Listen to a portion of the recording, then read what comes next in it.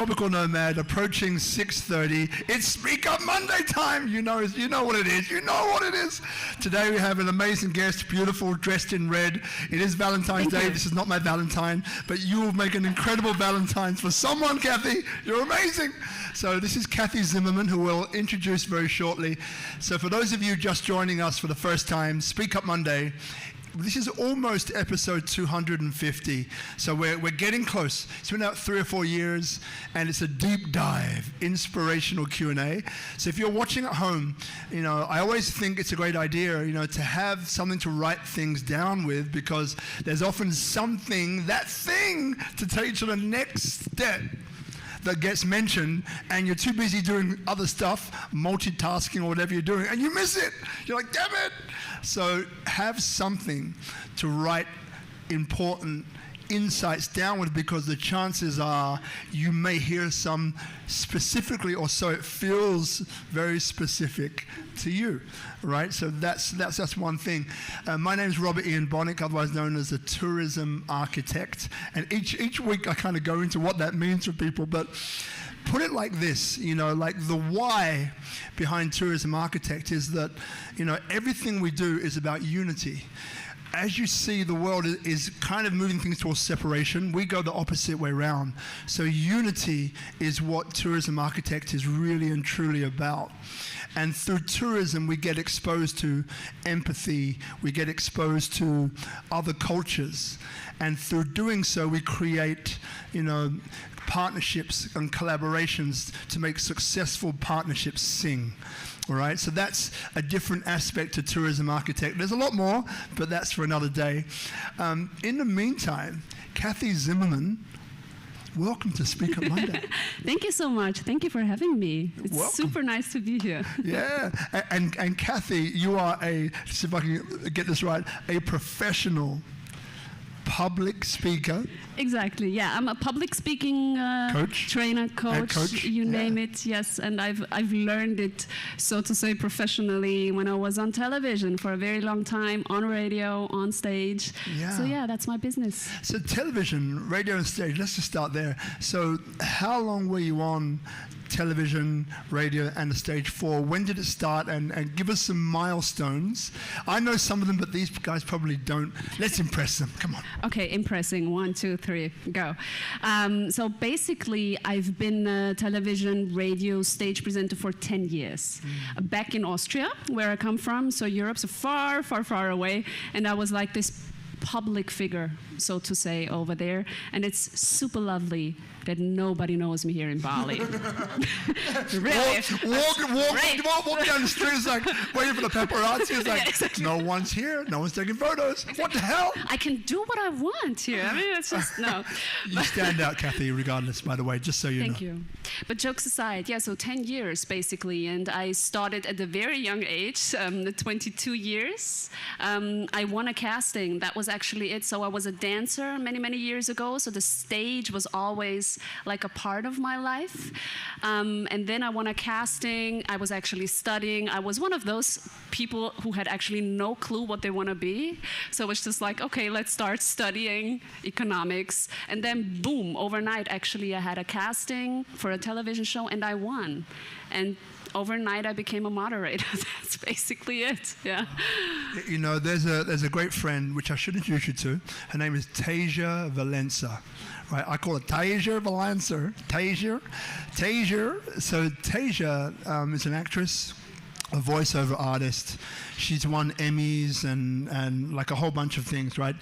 But I think she's most famous for, I think it was Star Wars and Star Trek as well, which is brilliant. But when I interviewed her some time ago, and based in Hollywood, and I had to make some life choices for her family, and decided to step away from that and became a voiceover actress instead, where she could have more flexibility with her time. But the thing with you remind me of her actually, is that she said that she came out of the womb not kicking and screaming, right? She came out singing and dancing. Right? Singing and dancing like this, full on, like this is a stage, my life is a stage, right? And she came out like that and really just over time, kind of found her natural way of being, right? So if I asked you, you know, like, not that you can remember, maybe you do, you know, like how did you come out of the womb? Oh, God. A question never been asked before, right? Can I have a beer? It may sound a bit funny, actually, because I remember myself as a very introvert child. And I would say, actually, that I'm still today, to a certain extent.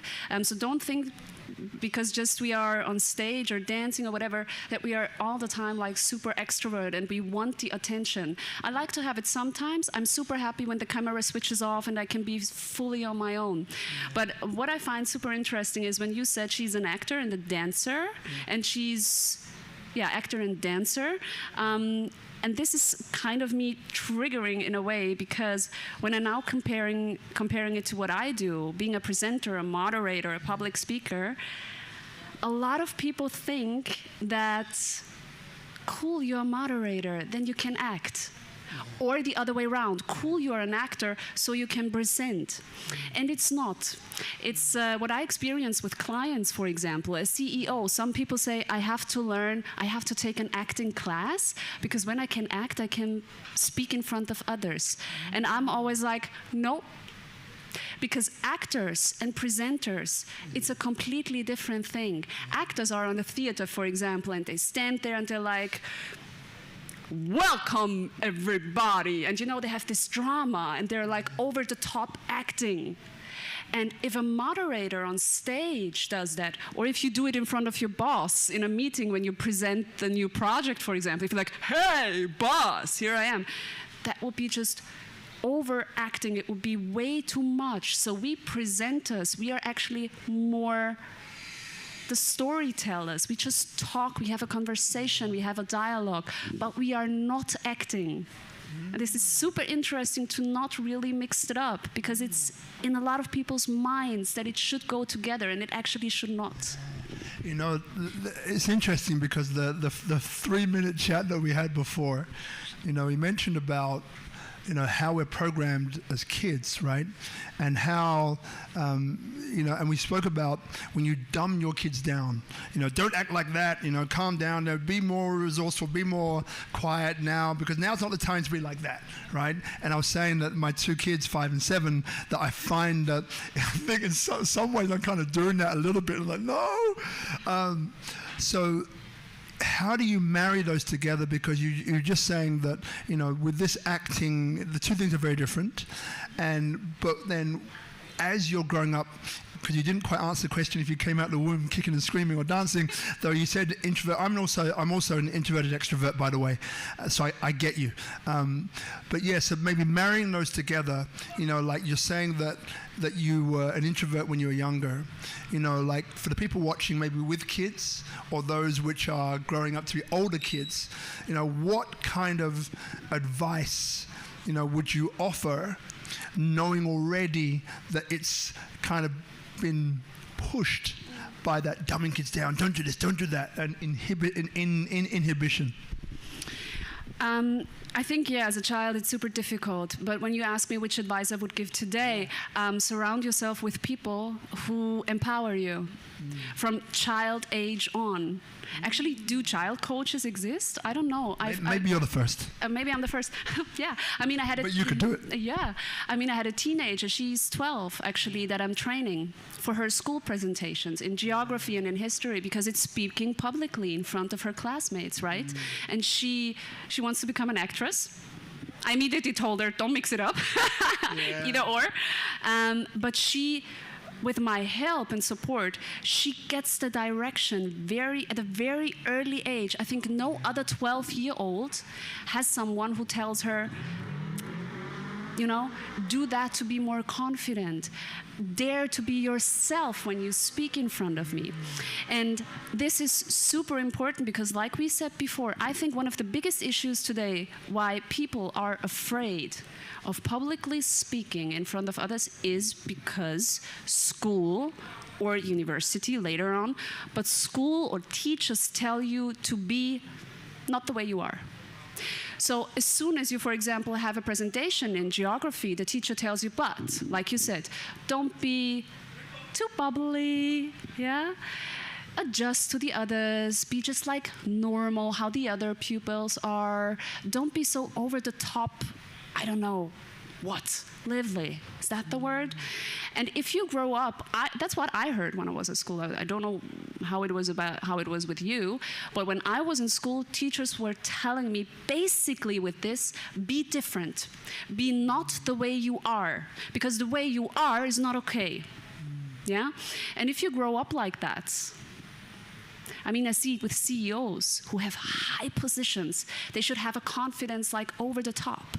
But as soon as he steps in front of people and speaks publicly, he's like very insecure because they don't dare to be themselves in front of others. They don't even dare to speak in their own natural language in front of others. I mean, just using their own words. And that's crazy because you stand up and you start to behave differently, that what you actually would be, right? And it has to be encouraged to be as authentic as possible from a very early age on. You know, it reminds me of a story, right? So what you don't know about me is that, so I was training people for a long time as well in speaking and presenting, but the way that I love to do it, my favorite one, so in Australia, in Sydney, Aboriginal, called Tribal Warrior. It's this incredible Aboriginal organization that is there to mentor and uplift, inspire Aboriginal people from the get-go, all the way up. So I worked on a program called, it's a big title, but basically what it was about teaching kids boxing very early in the morning. After that is a mentorship course attached to it, which was run by Tribal Warrior. Now these mentors were people from the community. So they had tough backgrounds, quite often didn't finish school, didn't speak, let's call it the Queen's English, right? And were rough around the edges, let's be honest, right? So what happened was I was asked to train these guys to speak because they were already in that leadership position. And this program was phenomenally successful, rolled out all over Australia, phenomenally successful, right? So, but what I did with them was that, you know, being a coach, I went deep inside their why. Why do they do what they do? And once we got clear upon that, then let their authentic voice come out, right? As opposed to, again, I don't believe Toastmasters. I love, right? I think they're amazing. Now, courses like Toastmasters, I find, are a bit like a factory. I didn't say Toastmasters is, right? Like Toastmasters, in the sense of your hands go here, this is how we gesture to camera. All of these sort of things feels like I've seen these speakers everywhere, and there's nothing it's individual. Like a puppet. Yeah, there's nothing unique or authentic about them, right? So with these guys, what we're doing is encouraging them to connect to their why, and then most of the time doing breathing, like you said, Sunya, breathing to slow it down, right? Slow it down. And what came out were these powerful, potent speakers who they got your attention from the get-go, but they were speaking in their own voice, and people listened to them because it was authentically them, right? So when I bring up that story, because I know you've got so many great stories, like what comes up for you in terms of, you know, maybe there's people watching now who are like, well, I want to become a better communicator. I want to become maybe an orator. Maybe there's a difference between a communicator and an orator, right? But what comes up for you in terms of advice or steps or insights that you could give people watching either here or watching online? So I whoop. Yeah, we're in Bali. Bug on my forehead. We're in Bali. Bugs like, come in, you run out, and Bugs even sit on top of the camera and say, "Hey, you're really good." And Bug didn't want me to talk. We're in Bali, people. This is live. This is real. Good. No, really, the advice is, first, one of the advices is to go with someone. So to get a coach or a trainer, because to watch YouTube videos on speaking or on how the voice becomes better or how to be authentic is nice, but if you don't really start practicing, and it's about practice, it's training, like every other thing we do basically, it just won't work. So you can watch YouTube videos and read ebooks and everything about speaking, but it's just not enough. So to work with a person, look for a person, maybe like an idol or something like a mentor, like you really admire or look up to, or maybe this person is already there where you want to be. You know, we have to always go with someone who is a little bit maybe farther than we are, at least that's what's said, to really achieve those goals. And then really watch this person. How does this person do it?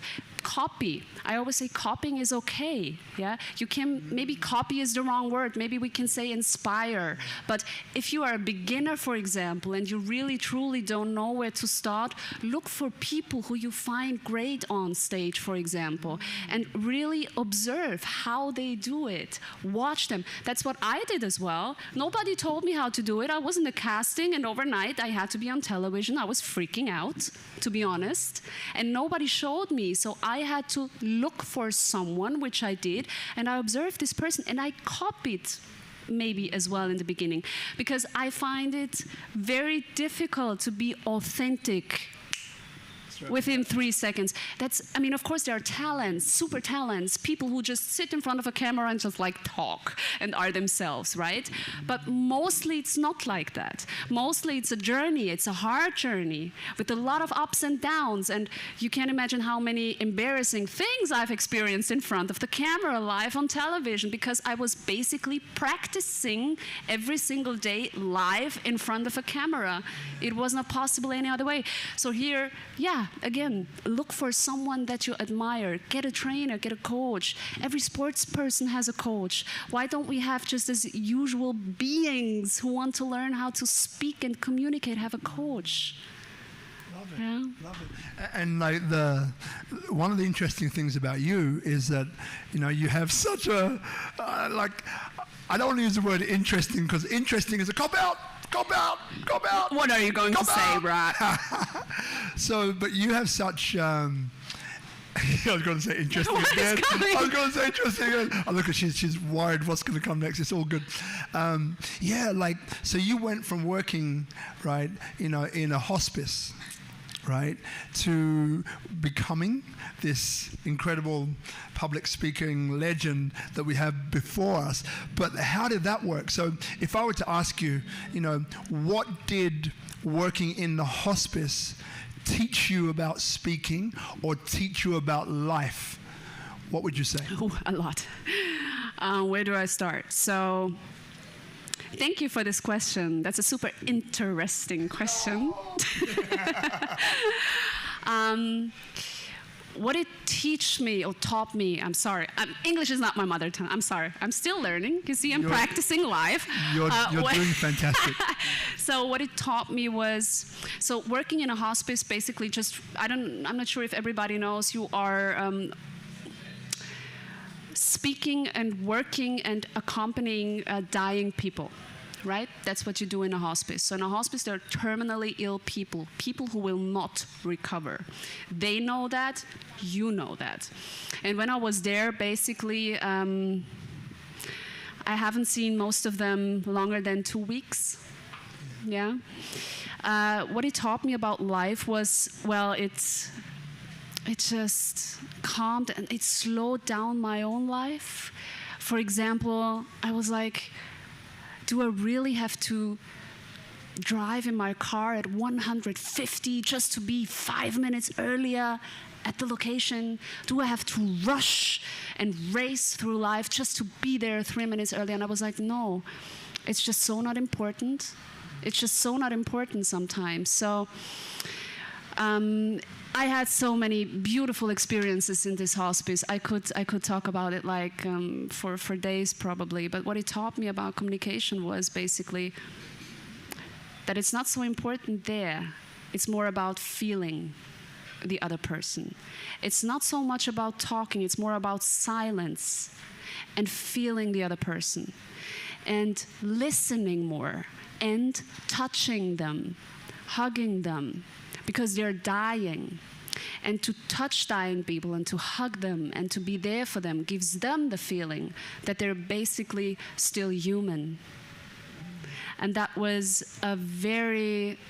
it gives me the shivers still, actually, a very big aha moment for me as well, to actually really realize that, You are not disgusting just because you have this and that sickness or illness. You are still human. And I can recall this experience with this dying woman. Basically, she died within 24 hours when I was with her. And it was my second week. So I was pretty new in there, and everything was a little bit still overwhelming at times. And she was laying in a bed and started to make strange sounds. She was like, ah, so I wasn't sure if she's in pain or if she's seeing something. It was very hard to tell, but you could see and feel that she's going through something very major, a shift. And she just took me. I was sitting on the bed, and she just took me and pressed me against her body and laid down with me, and I was like the embryo, like in this position, and I was like, what is actually happening? I've never seen this person in my life, and she was just like clinging on to me and making these sounds and had this whatever experience, and I was just like, I didn't say a word. It was not about saying anything. It was just surrendering with her, being with her, and going through together with her whatever she was going through. Why did you do it? Why did you go and work in a hospice? It was actually a private trigger. Like most people who work in a hospice have a private personal trigger, right? Which brought them there. So in my case, it was my mother. I participated in the TV show Dancing Stars. I think everybody knows that. It's like Let's Dance or Dancing with the Stars. Yeah. And my mother was always in the audience, of course. When the daughter was dancing, she was always there and watching. And when I was kicked out, like 2 rounds before the final or so, she of course was very sad, but happy to have the daughter more back in her life. And what was happening was, what we didn't know, that she had, I don't know the word in English, if your gut actually is blocked and nothing comes in and out anymore. And that's very dangerous. And her body basically broke down the day after I was kicked out of the show, as if her body has waited or holding on, yeah. And she just broke down and was in hospital, and I can recall that very well because I was live on TV at that time, and the hospital called me to say, your mother is on the table, which means she has her surgery right now in this very moment, and we don't know if she's gonna make it. And obviously that did something to my system. I was 30 at that time, and it was the first time in my life that I was confronted with death. And I remember myself driving home in the car and looking out of the window, and there was this big advertisement on the street with the old lady and the gray hair, and it was an advertisement of Viennese, where I'm come from, hospice. And something I can't explain. It was as if something just touched me or went through my body from the top of my head, basically through my toes. And I was sitting in a car looking at the picture of this old woman. I was like, this I will do. Have you ever had that feeling about anything else?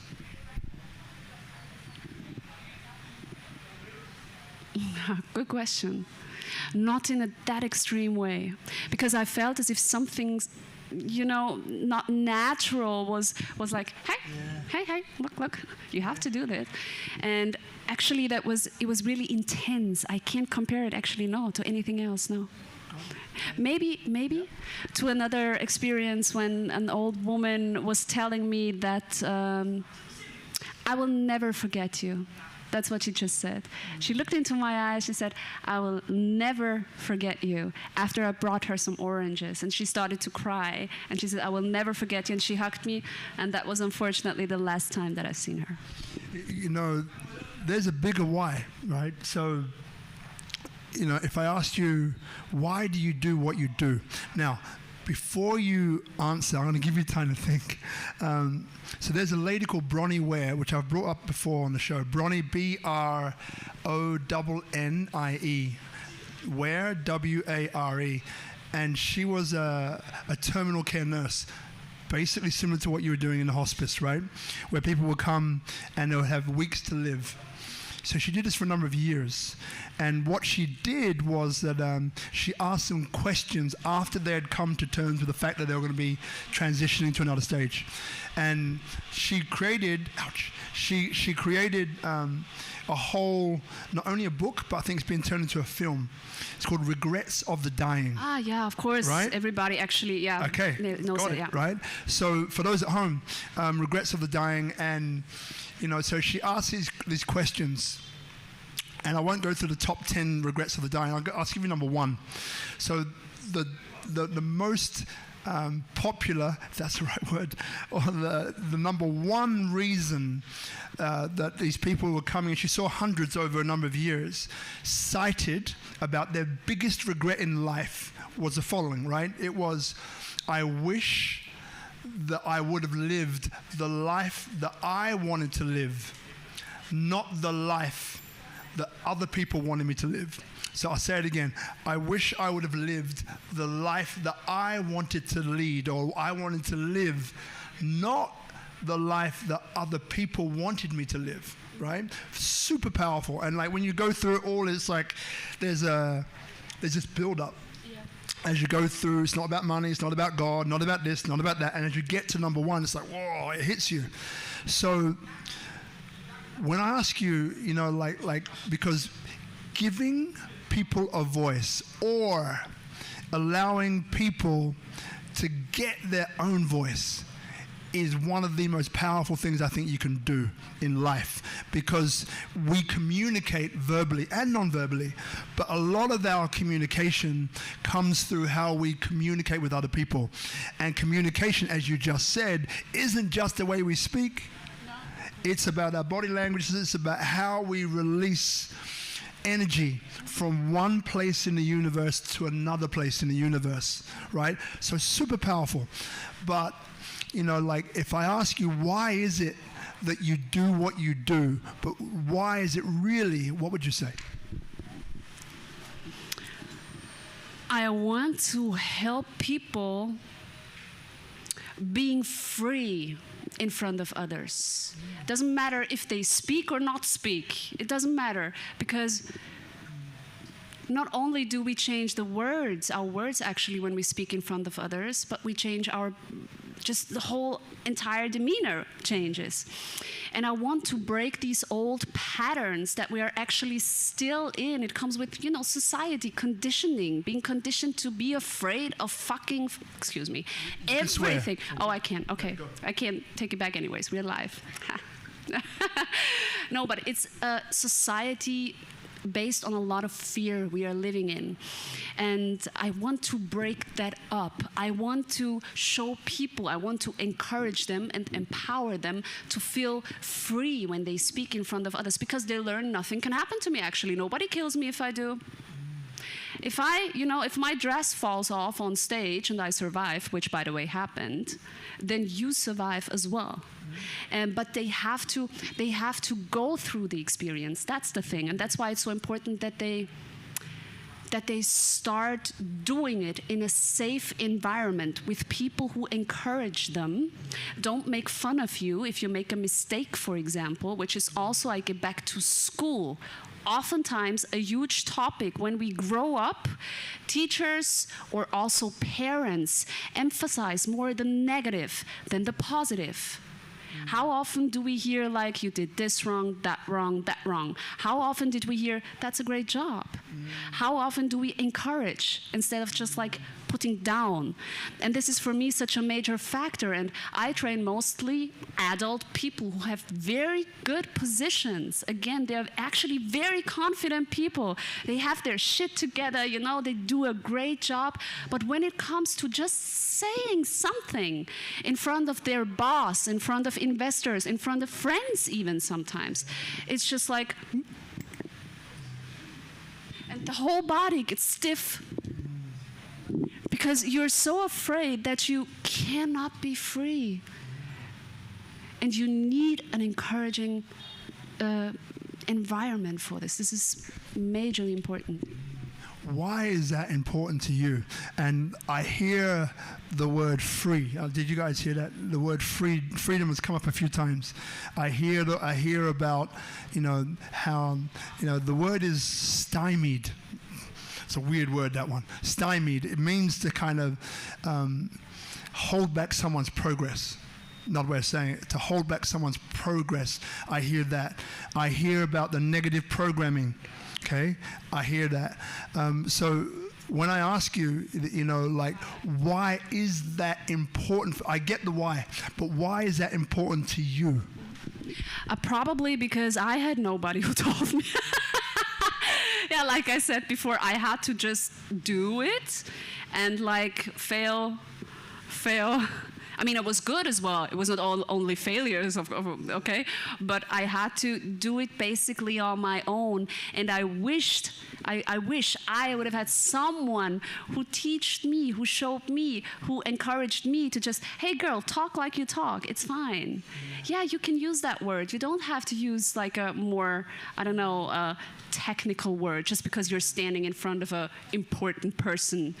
Yeah, and this is what we do. We try to speak differently just to appear smarter in front of other people or more clever, or because somebody tells us we have to come across more professional, especially in the corporate world, which is still, very stiff and rigid. And in order to come across more professional, we have to dress like that. I cannot have a dress like that, because if I wear a dress like this here, I come across unprofessional, right?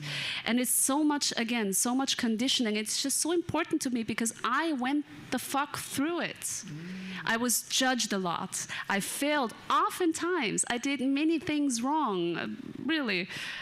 But also I grew a lot with it, of course. And I'm now having today this expertise to tell others what to avoid or to show them their strengths, actually. That's what it's about. Not talking so much about the weaknesses, right?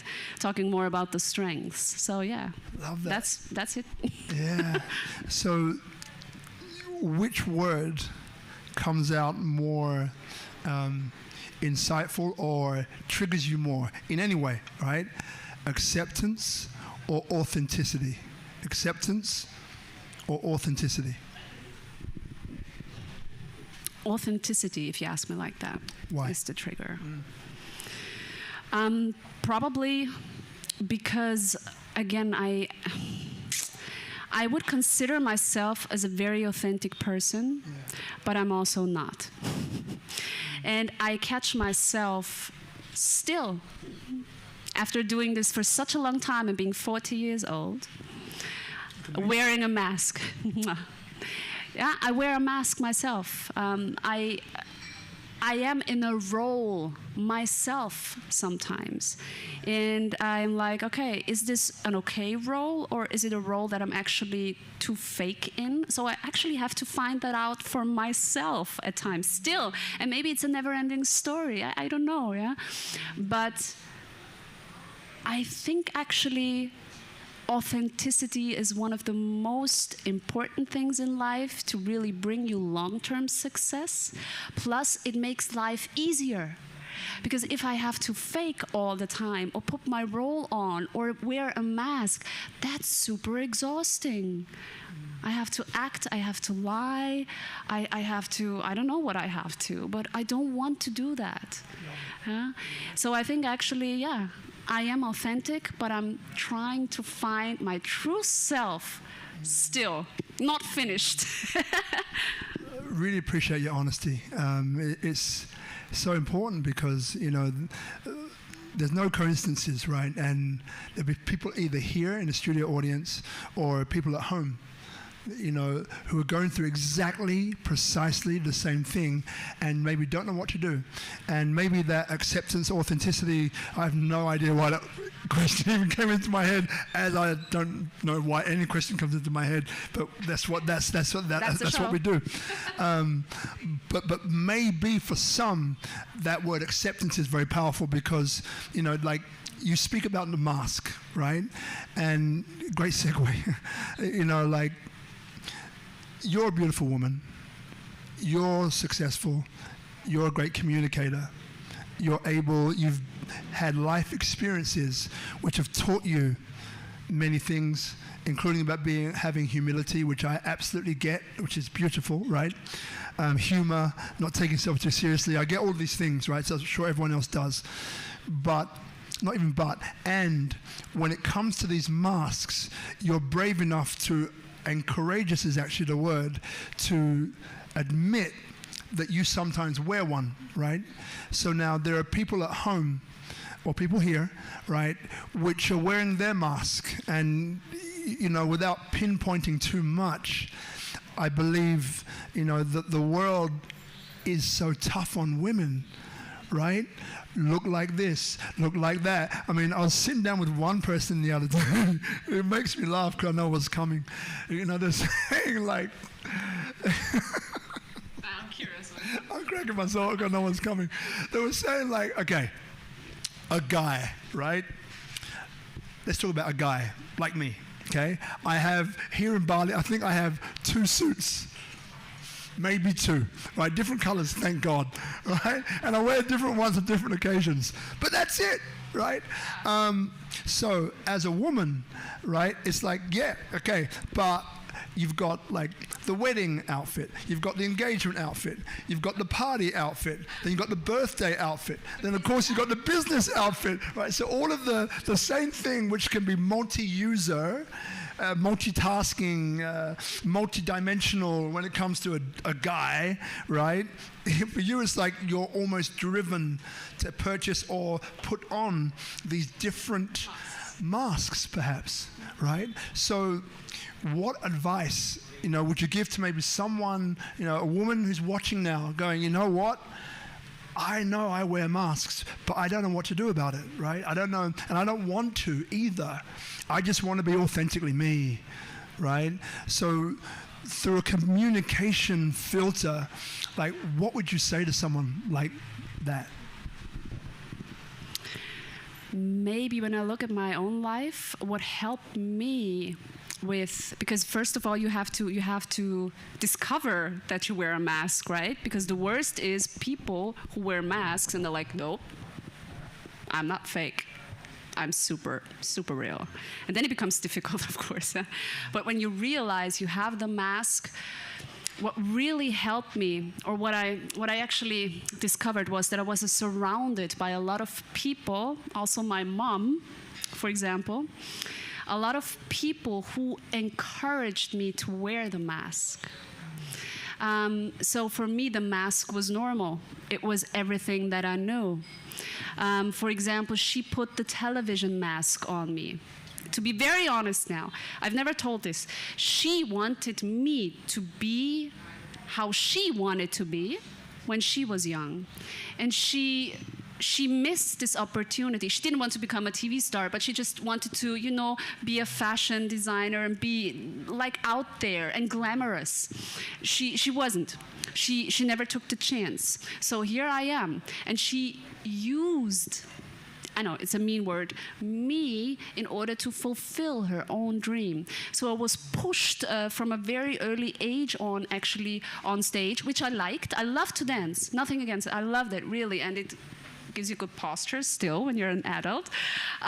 But the television thing and everything, that the pressure, like do something super duper extraordinary, don't be like all the other girls. Maybe I would have wanted to be like all the other girls, I don't know. So this pressure pushed me in a certain type of direction. And for me, it became normal. And I found out that many years I actually did what she wanted, also when it comes to dressing. I dressed like she wanted me to dress, but I did not see it at that time. Yeah? And a lot of things happened. So I was actually basically growing up in an unauthentic role. I was not myself. And by the age of 30, I started to break actually out, going to a hospice. My mother was shocked when I told her. She's like, "Are you normal? Why are you going into a hospice with 30 years old? Why are you?" I quit television, I have to say that. I quit television and went into the hospice. She was devastated that her daughter would do something like that. She thought I'm going to be depressive and whatever else. So I lived a lot up to her standards and what she wanted. And that's why I say, really look at your environment. Look who the people are that you're dealing with, parents, close friends, whoever, and kind of examine if they actually, how do you say that? If they put like something on you, or if it's like, or if it's really you, if you really want it. And that's a difficult process, especially if you find out, because then you have to decide, what do I do? Do I separate from my mother? Or not, and how do I deal with it? It was a very difficult time because I separated for 6 months from her, and I told her I have to, otherwise I would not find my way. Yeah? You know, this topic's amazing because what's coming out is, you know, to be a great communicator, as we said before, it's very little about speaking. It's part of it, right? Sure. But a lot of this is about, you know, finding this true, authentic, true double positive, this authentic voice within you, right? And yeah, and that is about, you know, getting these insights like you did just with your mum and having to spend that time away for you to then imbibe, honor, cherish, thank, and let it go, accept whatever word you want to use. So it's almost about coming to terms with things as you were growing up that were driving you to be in a certain way. And then by doing that, you begin to get, like an onion, you know, you're pulling or releasing these layers, right, of kind of inauthenticity to get to the gold in the middle, which is your true voice. Ooh. That's pretty cool. And that's what I'm trying to do with people in like 5 weeks. Yeah. So you can imagine it's pretty difficult at times. Because again, it's just, I sometimes don't understand what we are so afraid of actually. I would be really interested if you would have to speak publicly, would it be easy for you? Would you be afraid? Yes. Why? I didn't have such experience, so... Okay. You don't know yet, but it freaks people out. Most people are freaked out when they have to say something, and I ask myself, who is responsible for it? What is it? You know, we'll get that third microphone out. Like I said, it comes when it comes. So if you do have a question, feel free to raise your hand. Remember, no question is a silly question because this is like a group intelligence, like a mastermind that's kind of developed. So if someone has a question, it means that someone else probably has the same question, but maybe is too afraid to ask. So by you asking, you're doing them a service as well. Now, before you ask that question, I want to talk about masks with men. Right? So could you mention CEOs and all the rest of that? And I'll give you a very quick story. So as you know, I grew up 2 children's homes in London for 18 years. Thought I was a white kid for the first 13 years of my life. Long story. And what? And then when I began to work in the entertainment field, right? So we ran clubs and very well. Like one of our ventures was voted number 3 in the world, right? Which is about entertainment, hospitality ventures. I put on events which were about, that attracted, so 2,000 events. I did a count the other day. So I oversaw / co-created 2,000 events, right? Of those 2,000 events, attracted 1.5 to 2 million people offline, right? Okay. So because I wasn't confident, right, about who I was, and by the way, each day I'm discovering more and more, right? So welcome to the club. So this is an ongoing process, just so I'm very clear about that, you know. But the way which I was able to navigate through life and make friends was to be liked by other people. Right? So what I used to do, again, growing up in the children's home, bullying and all this other stuff that was going on, I became extremely powerful in terms of my emotional IQ. So I could tell someone's mood before they even entered the room. Right? A psychic. I was like, you feel it, right? Because you're trying to avoid getting a beating. Trying to avoid getting a beating. So it's like you get to know people, right? I don't want to be hurt. God dang. You should be a rap star. Who wants to be hurt? I don't want to be hurt. You want to be hurt? Never mind. We're about to go off there. So basically, I then became like a chameleon, right? So if you're an aggressive guy, I would make you laugh. If you were down, I would bring you up. If you were too far up, I would bring you down.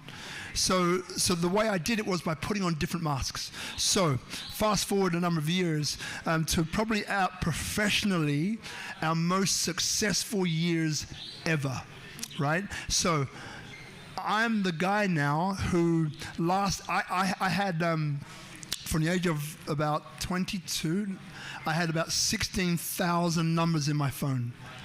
And I remembered about 70% of them by name and the last conversation that we had. Maybe I wasn't tested all that much, but I remembered, right? I also remembered who I was being the last time they saw me. Right? So imagine I'm at the front door of our businesses, our clubs the whole time over a 20-year period. Okay? So I'm there and I know that this guy, last time I saw him, I was being the cool guy.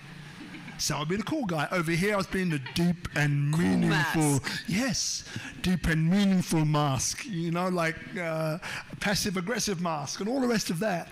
And I remember, like, one day, I realized that I was so exhausted that I said, fuck it, I'm done with this shit. And that day was a day where I was like, if I'm feeling up, I'm gonna be up. If I'm feeling like shit, then I'm gonna feel like shit and I'm not gonna hide it. Okay, when I say not gonna hide it, within certain parameters, right? I'm not gonna, but I'm not pretending as much to the level that I was. So the day that began to happen, I began to peel off layers as well as masks. But I had many masks. So getting back to the question, so with some of the CEOs you mentioned that you've met and all the different people that you've coached over the years and will continue to coach, you know, feminine, I kind of get a bit of that. Masculine, are there any common denominators that you've seen come up with men that you're dealing with that you might feel could be a masculine thing? Because every man you have, it's like, it's always this thing with these guys. These guys. These guys. Always like, or, and if so, like, for men watching now, you know, like, how do you help them come to terms with their stuff to define their authentic voice? So first of all, I want to say and quickly add to what you said. You learn a bit how to suffer. It's a strong word, but you learn how to wear the mask when you are in the field of entertainment. You learn it because you have to. When you are on stage and you moderate in front of 2,000 people or 3 hours award gala, you can say, I've had a headache, I don't want to go, I'll leave.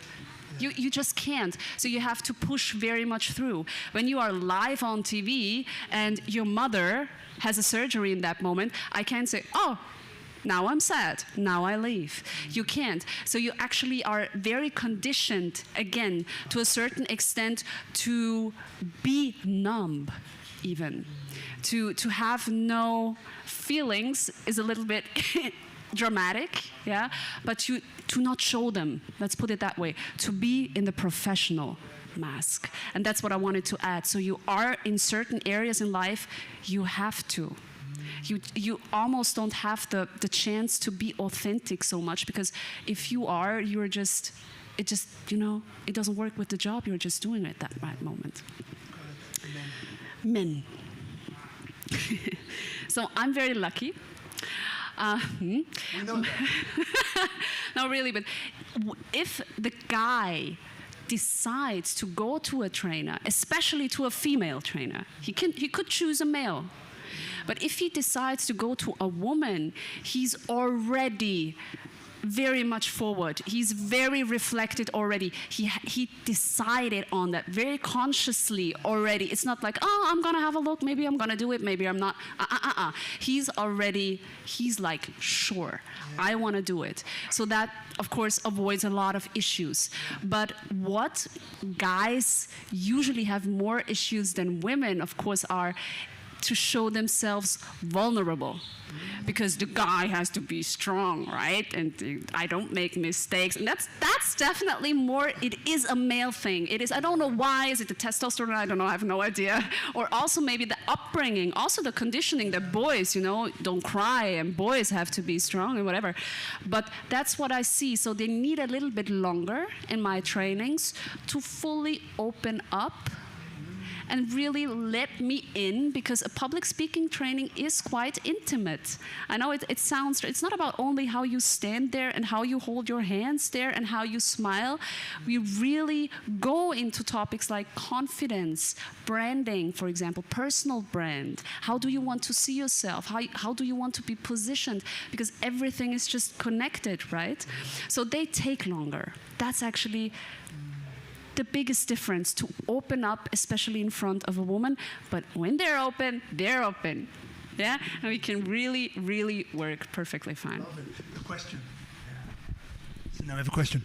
So, I don't think that this is just a question, but it's more of a general statement. Maybe at the end, it will be a question, okay? We as a male, especially, let me just get the background a little bit for you guys. I've been about 21 years in the state, but I am Indonesian, so I have both sides of Western culture and being treated, and also Eastern Indonesian, and especially because I'm Chinese Indonesian. So we as a male, I'm looking at it from culture and society. We are trained, brainwashed, educated, and pushed to be not communicated. So let's start with this way. You are brainwashed and trained as a male to be tough. Let's just say it, you have a 4-year-old, and the 4-year-old fell down. The 4-year-old will look at their mother, and the mother will say, it's okay, don't worry, man, don't cry, tough it up. That is a brainwash from they are very, very young. Right? I mean, you see on all society, at any culture, and that grew up. That what I personally feel being pushed down to not communicate. Especially emotionally, when it comes to emotions, right? Exactly. Men just do not talk about emotions, and you don't cry and whatever, because that's uncool. Right. That's exactly why I personally think that nowadays male don't talk, because the society, your family, the culture where you at, brainwash you to be that way. I have the other experience, as I have an opportunity to actually go outside of my own country and still see it that way, exactly the way it is. So it's not about where you are, I'm Indonesian, Chinese, and I live in United States. No, it's all society, and I don't understand why. Until today, I still do not understand why we cannot express yourself. If it's hurt, I want to cry as a child, I should be able to cry because it hurt. If I don't like it, I should be able to say I do not like it. But the education system also, like what you said, do the brainwash to us. 1000% agree. That's exactly what we were talking about already. It's a global thing. It's a society thing. Right. It's an educational thing. Right. And there is the gender thing. Yeah, boy has to be like that. Girl has to be like that. Yes, very, very true. And about masks, you say it that way. Do you know who is the best person or job to wear a mask? Like, who is it? Not actor, not presenter. And I'm telling you this because I did it for about 11, 12 years. Tell us. Guess who? I have no idea. I would please Robert. go ahead. Businessman? Lawyer. No. Poker player? Politician. Yeah. No. No. Surgeon. No. Police. Bartender. Oh! Okay? That one cuts deep. Let me That cuts deep. let me ask you this, okay? When a person come into my bar and see or he is happy, I have to be put as happy and left whatever I'm feeling because I'm trying to sell booze and do sales, right? Yeah. I cannot upsell, suggestive selling, and cross-selling if I'm upset. So, if there is a lady coming in, sad, being cheated on, divorced, whatever that she's doing, I have to be able to mellow down my feeling to make a sympathy for her. That's the mess I put on. So I can be able to sell. And that's happened 3, 4, 5, 10, 12 times a day in one shift. I'm just telling you that. The best person who can put a mask is a bartender. Guarantee you that. I'm just telling you this because it's personal experience, okay? Thank you guys, sorry. Respect. Yeah.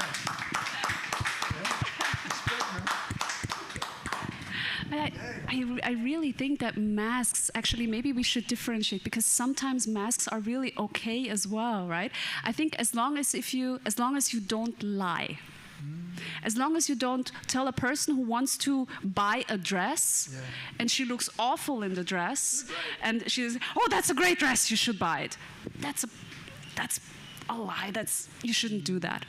But to sometimes escape maybe into a role, out of insecurity, because that's what it actually is. Most roles we take on out of insecurity. If the role is authentic, mostly it's actually okay. Because of course I'm here with you in a role as well. Yeah. I'm in the role of like sitting straight and being a little bit of a presenter role. On stage I'm in the moderator role. At home I'm the dog mom role. Everybody has its roles and it's normal and it's okay as long as it's authentic as possible and as long as you don't talk bullshit or lie to people. And look, there's so many questions that I could ask, but the first thing is that people have been watching you now for an hour or so, and they've got an impression of you. Yeah, I know. I'm just guessing. By the way, I don't know. How can people either hire you, get in touch with you, or get more information? And we're not over, but I just feel this is a good time. Sure. Actually, social media only, right? So you find me under my name on Instagram. LinkedIn is my strongest platform, business platform. So I love LinkedIn. I have a great reach there. It's just the best for what I do. And we connected there as well.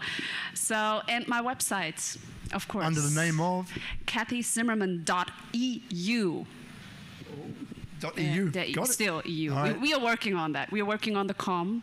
Yeah. But it's still the EU. Don't ask. It's a you. We won't ask. We won't ask. So, what else do you find is a major or has major importance about becoming a great communicator? So, first of all, as I said, developing the confidence and the awareness first to really also consciously make the decision that I want to learn how to communicate, not to hide, not to run away. Especially with women, for example, I experience it a lot that when the new job offer says you have to present, it's part of the job that you have to do more presentations, they're like, nope, I don't take the job. Out of insecurity. So you have to decide actually if you really want to do it, if you really want to learn it. It's a very hard and conscious decision. You have to commit to it, like to everything in life. And then really, again, work with someone. I would have never been able to become such a good moderator if I hadn't have coaches with television and radio who trained me basically on a daily basis. I always had feedback. You need feedback, and that's very hard to do by yourself. Of course, you can record yourself, for example. So if you want to train speaking, really record yourself. It's the easiest way to get an impression of yourself. Do it. But if you're not sure about yourself, how should you yourself know how to navigate? Is that good now? Is it bad? Is it boring? Am I talking too long, too short? It's very difficult to do that by yourself.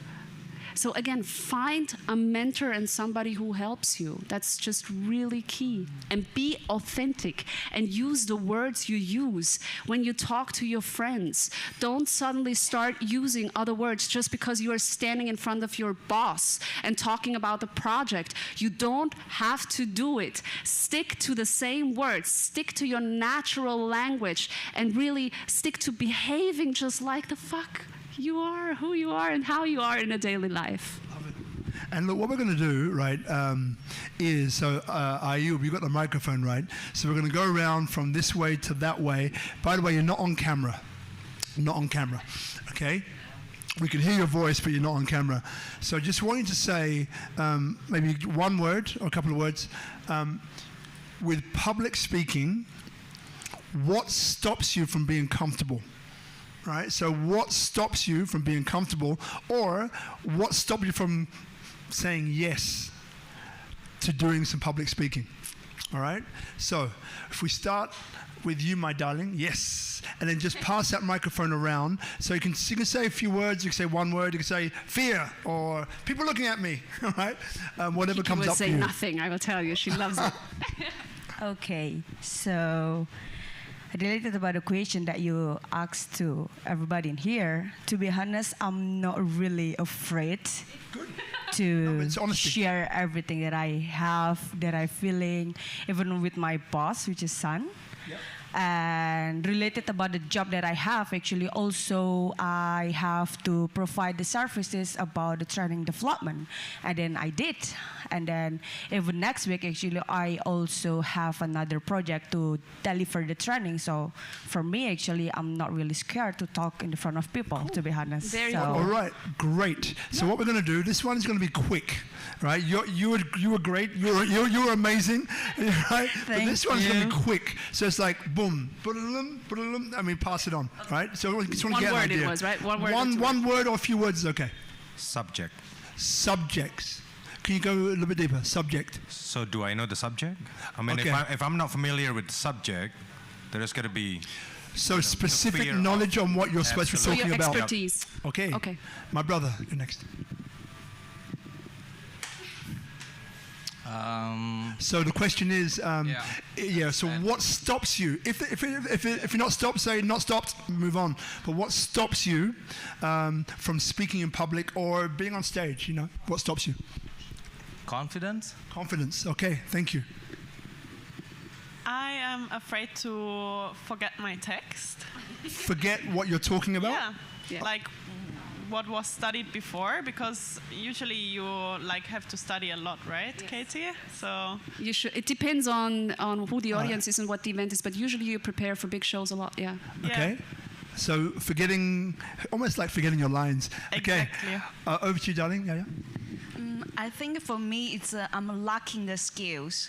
It's like riding a bicycle. You haven't ridden bicycle before, so you're lacking the skill to speak. So that's we need you guys. Got it. So lacking the skill. Okay. Yes. Thank you, darling. Yeah. For me, it would be fear of what other people think and how they view me, and judgment, basically. Judgment. Wonderful. And to you, darling, in front. Yeah.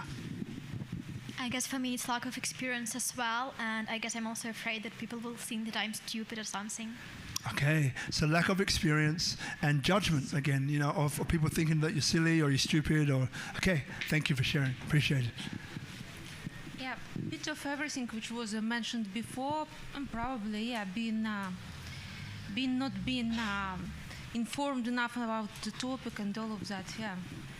Got it. So not having enough information, or to be not smart, but to have enough information to know what you're talking about and not be shown up in any way, shape or form. Okay. So when you hear those ones, what comes up and how do you alleviate those for people? So it really is like Senya and Ina said, the people I work with most, they have to prepare a lot. It's not like here, that you just sit and you have a dialogue, or it's not just like in front of your boss you are befriended with and you just talk about a project. That's easy. That's what people are not afraid of. The problem is when it gets to a bit of a bigger stage. Doesn't have to be a stage, but oftentimes it is. When they, for example, suddenly have to present a new project in front of 150 people of the company, when it becomes more of an official context, that's when the fear kicks in. Yeah? And that's why I get it a lot, because it has to do a lot with preparation. Professional people who have to present 3 hours, I have to prepare myself for 2 weeks. It's like an actor who has to learn text.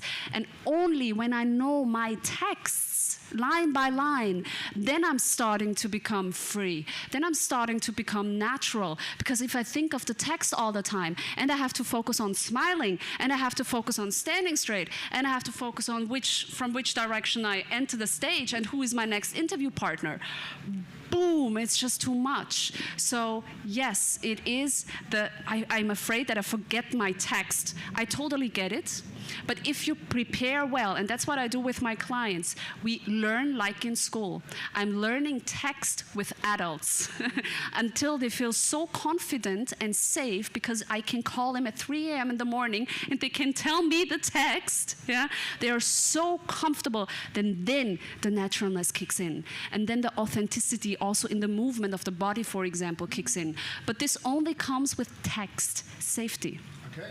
It's a very interesting point. So one was that, about not knowing your subject and the material. Yeah. That was one. So another one was confidence. So how would you deal with that one? We just do it in the training. So imagine you come to my training, you show up, you're here and you made the decision, you committed that you really want to do something, and you say, I don't feel confident enough. What we do is we take videos.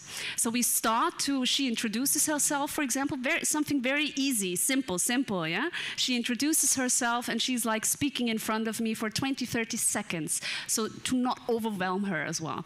And she's speaking, I record it, and then we watch it together, and she just really gets a first feedback about it. And most of the time, I swear, I have my legs crossed, but I'm not gonna lie. Most of the time, let's really say 90%, when people, for the first time mostly, see themselves on camera, how they speak, they're like, no.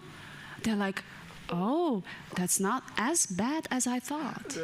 I thought it's way worse. Yeah. And this is beautiful, because that's the first step to show them actually how good they are. Yeah. And from that point on, you can really progress and work very fast progression most of the time. Okay, so we had that one, we had confidence, we had material, we had skills. Judgment will come after, but she was skill. So what do you do about that? The lack of skill, it was to be able to speak. We all can. You do it on a daily basis, you do it every single second. You speak with your friends, you speak with your family all the time, and you know what? And this is really now a big myth, unfortunately, that is still in our heads. Presenting, public speaking, you name it, speaking. When you speak in front of people, you shouldn't speak any different than you speak with your mom, your best friend, or with me. There should absolutely be, really, I swear, no difference in the words you choose. And I'll give you an example. I interviewed a lot of politicians, so people of a very high position. I talk to them exactly like I do with you now. I used exact same natural language. I used the exact same words. I behaved in the same manner. I wasn't like, just because it's a politician. And these people appreciate it. when you are completely normal with them. They don't want to have you like, they don't want to. So this should make it a bit easier for you, or put off pressure off of your shoulders to really speak with him and me and whoever you're speaking to, like you speak with your best friend. That's actually has to be trained as well. It's very easily said, these things, but it has to be trained as well. So thank you. So that was skill. And you, darling, were? Yes, fear of judgment. So how do you deal with fear of judgment? Thank you. It's a difficult one because I still have that too. And I'm not sure if this will ever be like completely not important to me as soon as I stand in front of people what they think. So I think everybody almost has this, fear of being judged. But what do you do if you have a fear? You actually face it. And I had an anxiety of speaking. Did I say that? I had anxiety of speaking. I really, in school, when I had to present, it was my nightmare when I was called in front of my classmates. How did I confront that? I became a moderator, and basically every single day I faced it. And I was afraid of being judged too, but affirmation and meditation helped me with that. To lose the fear of being judged and to not care so much what other people think of me. It was a long process. Just on that, another one that pops in is that, quite often it's, in a way, it's almost like it's not what people actually think of me, it's what I think they think about me, right? That's actually that's really what it is a lot of the time. And I remember, it might have been Gil or somebody else in the past, and I remember, okay, so there's a couple of things. One is, which is a famous one, I think, is like, when you look out onto an audience of people, like you pretend that they're all naked. That does not work. Right. You hear that all the time. There's It's more bullshit. coming. No, it doesn't work. Love to get a professional approach. All right, that was one, right? Which I found was funny.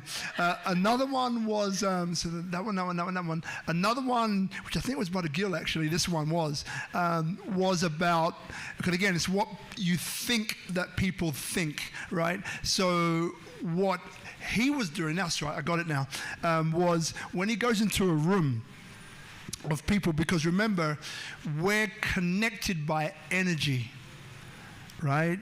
Not necessarily by our look or our gaze. It's energetic. So when I was younger, I mentioned that I could feel someone's mood before they walked into the room. I couldn't see them, but I could feel them. Right, so there's an energy exchange that we all have, and all the vibe is I don't feel like this with this person. He's got a good vibe, she's got a good vibe, all the rest of that stuff. So one thing which he says that he does is that when he walks into a room, because he was coming from an introverted perspective, was that he would compliment silently in his mind everybody in the room individually. Right, and it's kind of beyond that's a nice pair of shoes you're wearing, right? But he would compliment them. So in other words, by giving love, then he was able then to kind of dispel the fear of him thinking that person is thinking X or Y or Z about him. So it was about energetically clearing the room like that. That was one thing which he said. Another thing which I did or I do, this depends actually where I'm kind of at, is, this, as I mentioned, for like many, many years, I was a people pleaser. Right? To a certain extent, I still am. To a certain extent. But nowhere near what I was doing before, right? And the mask is kind of, it's not, I don't really wear the mask in that way. But one thing about self-confidence, right? You mentioned before about meditation and about affirmations and all the rest of that. as I became more, there's a technique called the mirror technique by a lady called Lisa Nichols, right? It is fucking powerful, right? So you're standing in the mirror, right? Naked or not, it's up to you. It's a Playboy thing we're going to talk about later. So there you go, you see that? It's coming. So what it is that, so you're standing in warrior pose if you're a guy, or superwoman pose if you're a woman. So legs shoulder width apart, hands on your hips, right? Looking at yourself squarely in the mirror. So remember that, what we believe has been entrained into us by repetition and emotion. So if somebody says to me from growing up as a young kid, you're ugly, you will never amount to anything, right? After a while, it begins to go in from the conscious mind into the subconscious mind.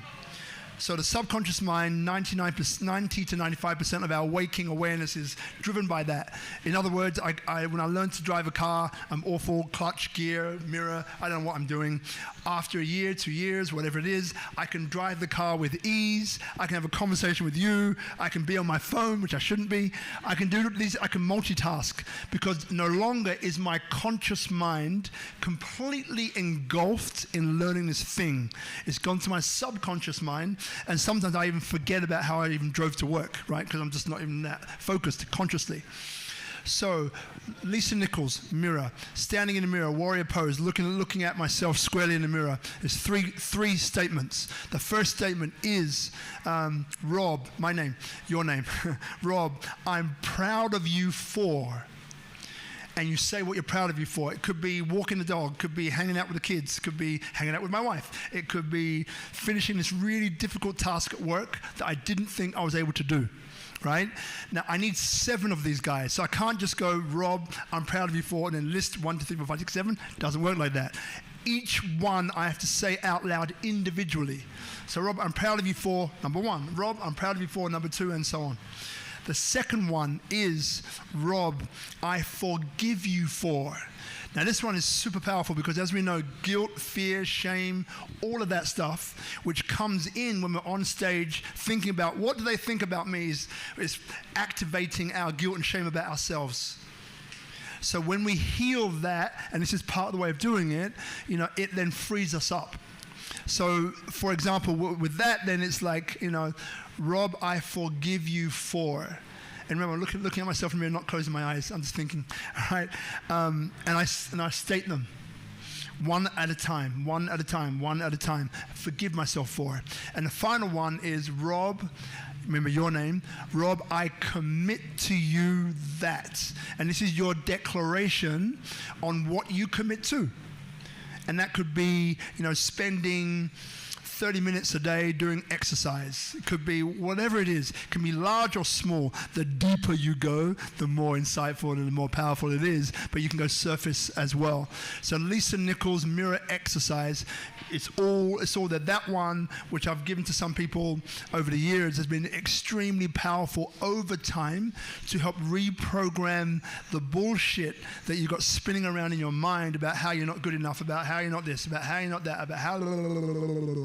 All of that stuff is replaced by a positive program that then replaces the other one. And all of this kind of helps. So if I'm up on stage, and we'll get back to you, the guest. There's just something then that I would like to quickly add, actually, to the judgment that comes to my mind now. Because what helped me a lot, but I don't know where I have it from, if I read it somewhere or whatever else, is... The audience, doesn't matter if it's 2,000 people or 2, doesn't matter. The audience likes you, period. Because most of the time we think, if we step in front of people, that they want to see me fail, or they're, of course there will always be assholes, that like to see you fail. And you can never satisfy 100%, never, should never be the goal. It's too stressy. But generally speaking, by experience, the audience likes you. The audience wants to see you succeed. They are happy themselves that they're not up there speaking. They're happy. No, really, they are, because, again, we know people don't like to publicly speak. So they suffer with you if you, for example, something happens on stage or you forget something. They're not like, ha, ha, ha, ha, ha, maybe one. But generally speaking, the audience wants to see you succeed. And this is a very, very important, could be an affirmation as well, mindset that you have to put on. It helps a lot. Love it. Very powerful. Love it. Woo! So now, are there any more questions from anybody here? Not at the moment. Not so many. Gil said it, right? He was like, not so many, not so many. Not all at once. Yeah, a bit like that. So just remember, will you be available for a little bit afterwards? Sure. Yeah, great. So if you've got any very, a little bit more private questions, feel free to ask. So look, I could speak to you forever. Easily, but I think it's a good place right now. I'm feeling that. I go with the feeling, and so in about a minute and a half, right, you'll have the opportunity to close the show. And what we ask of the guest, which is you, is if there's anything that comes up for you, it might be you might reiterate something that you feel might be important to leave people with, or you might be something new. It's like, oh, I haven't mentioned this and I really want to. I think it's really important. Or it might be something else. All right, so we'll give you that time coming up in about a minute or so. All right, so just have a think on what that is, what comes in. So to those of you, we'll start with here. So this, I think, at Tropical Nomad has been, I think this is our 118th filming. 118 episodes of SpeakuP Monday have been filmed here at Tropical Nomad. So almost 120, brother. So Itchy, we got Guzman, the spirit of Bella, we got brother Ayub.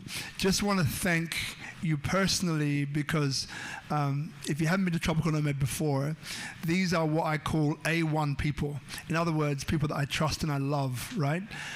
So, yeah, I just want to thank you each week for making us look good, sound good.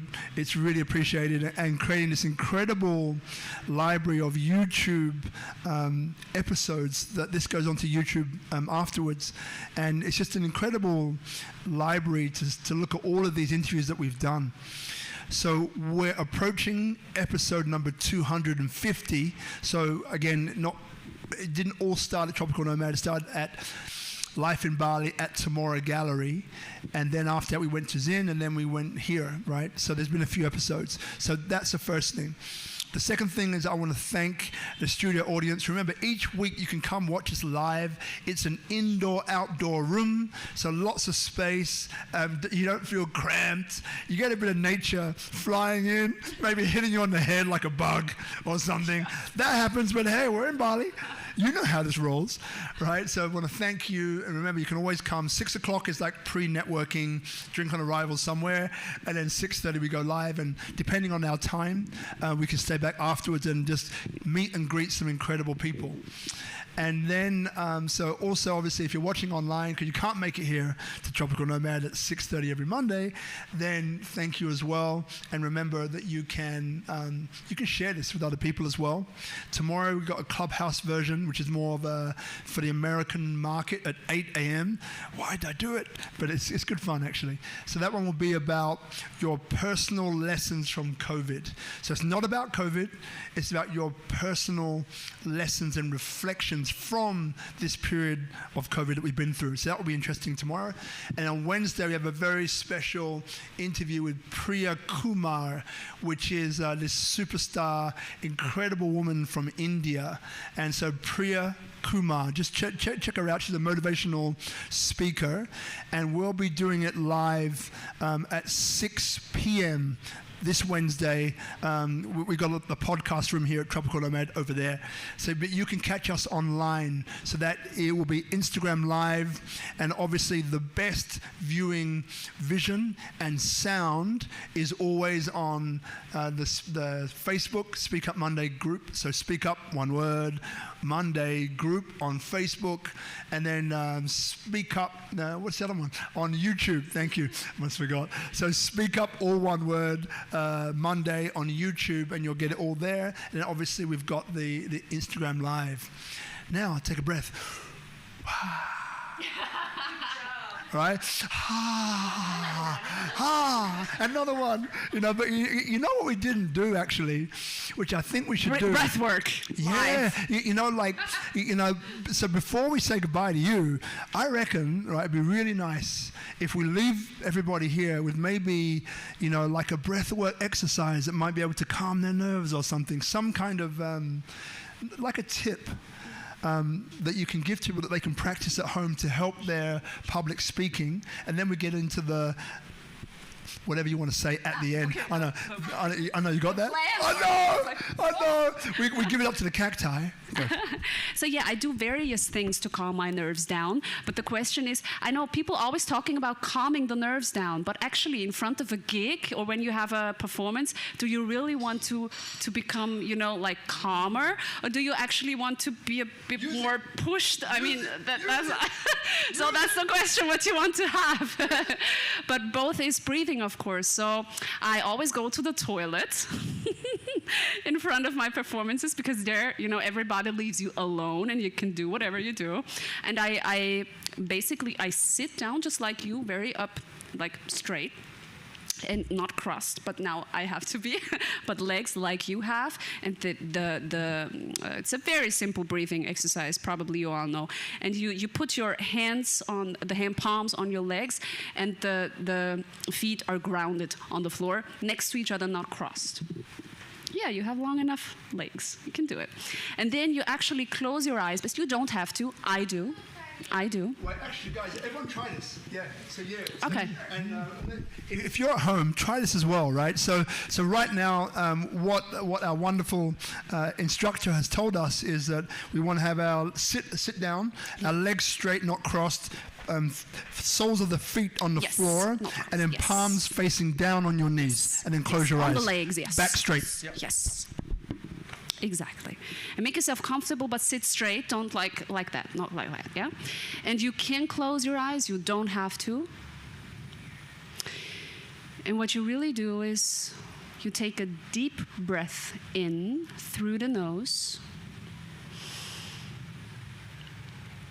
and breathe out with sound through the mouth.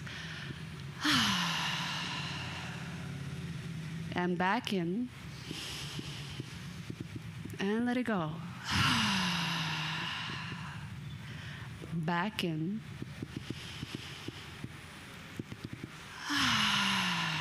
Exactly. And this you do for 10 times, 15 times, as how long as it feels good. And you can observe that your system just calms down, your heart rate calms down, and with the sound, it's another, how do you say it? Another accelerator. It just makes it more powerful. Yeah. It makes it more powerful, yeah? Yeah, doesn't matter. Doesn't matter. Chest, actually it is, I think, automatically. Chest, so in through the nose, out through the mouth with the really releases any pressure that can still be there, yeah? And what you do when you want to be pushed up, you do actually the contrary. Right? So you put the emphasis on the, yeah. So, exactly. So short in nose. Exactly. Push it out through the mouth. And if you do that quite fast, I'm getting hot. Then you feel your energy like really rising up, and you even get a bit dizzy, right? So you have to be careful.